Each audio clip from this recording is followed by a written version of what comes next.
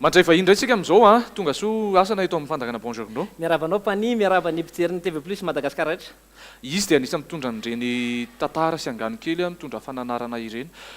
Inona iasana no mahatonga anao manao an'ireny tantara kely be dia be izay efa nalefa tato anatin'ny fandakana ireny? Zao tamin'ny andron'ny Taolo dia angano ny beazan'izy ireo. Angano ny fanaraka tamin'ny Taolo sy ny toekaren'ny Taolo tamin'ny fotoana io. Ny tanjona amin'ireny tantara ireny dia mamelona an'ireo angano ireo izay mbola mifanaraka amin'ny andro fiainantsika ankehitriny. Ohatra nanao Andralaka Ambomanga tamin'ny tany am-pianarana nainoko Andralaka Ambomanga taloha. Fa rehefa hita ny tsolotra sy ny korotana be eto amin'ny firenena dia hita fa mitombona tokoa ny fisian'ireny zavatra ireny miverina. Ny fanano maha olona ny tombona hatramin'izay fa miadino tsikelikely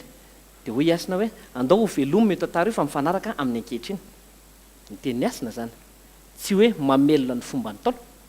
satria tsika tsy Taolo tamin'ny Taolo nampiasa an'ireny velona izy fa ny fomba malagasy izay mifanaraka aminy. Inona no tena hoe ifandraisanao zany ao anatin'ireny tantara kely ireny? Ya, misy amin'ireo tantara koa mantsy hitako teny an-dalana ny fiainako sy ny asako dia mitondra na mandehandeha be amin'ny toerana isan-karazany, amin'ny faritra isan-karazany, amina firenena isan-karazany. Dia isaky ny mandeha dia misy tantara mifanena amiko dia tonga saina eo dia hoe sao dia mety ho an'ny tanora malagasy namana izy itony. Misy amin'izy ireo koa tantara niainako sahy miavaka amin'ny tsara dia niainako tao amin'ny lycée nianarako mihitsy no hitako fa mety asoa dia zaraiko amin'ny olo-kafa. Ka isaky ny tonga eto an-tanàna dia misy olona manontany foana ahoana iasina inona ny voandalana sy ny sisa dia amiko ny voandalana tsara indrindra dia tsy miditra ao am-paosy na le miditra ao an-kibo fa ny miditra ao an-tsaina satria izay indrindra ny tanjon'ireny tantara ireny sakafo-tsaina sy sakafo-panahy.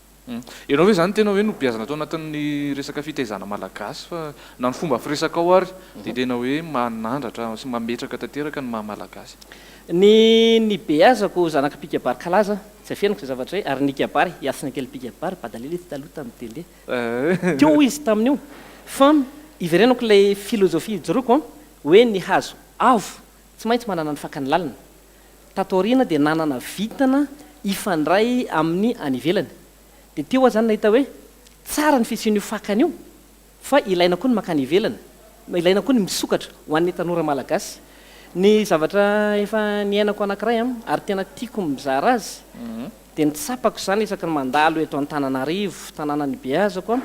ny mahita ny tanora malagasy mialefy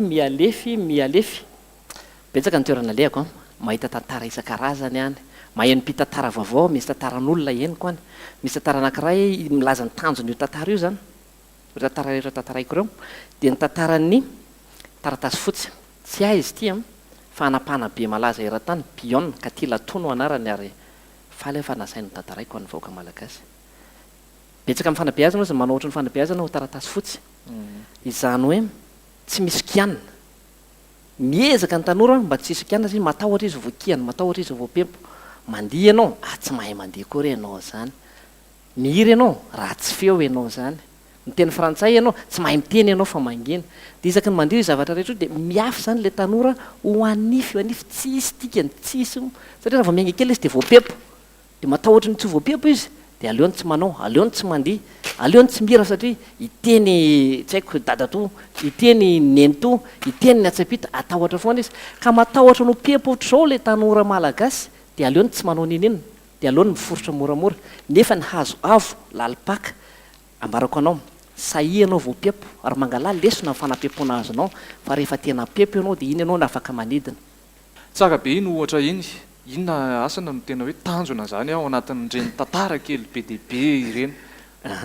Ny izay mihitsy ny tiako ambara pani iasina tsy ho mpanao politika tsy raha mpitsy iasina teny hoe aron-tsainy vato mesin'ny sariko fa zany tantara fanabeazana ho anareo iasina koa tsy hanangana sektana amin'ny fiangonana raha mpitsy hoe tonga ty miara-miangona amiko sa ny sisa fa tena voandalana ho ao am-po izay le hoe atsipy ny tady any an-tandroko ny omby atsipy ny teny any am-pon'ny mahalala tsy izay manakatra azy fanomezana ho anao io dia raha izy ho anao.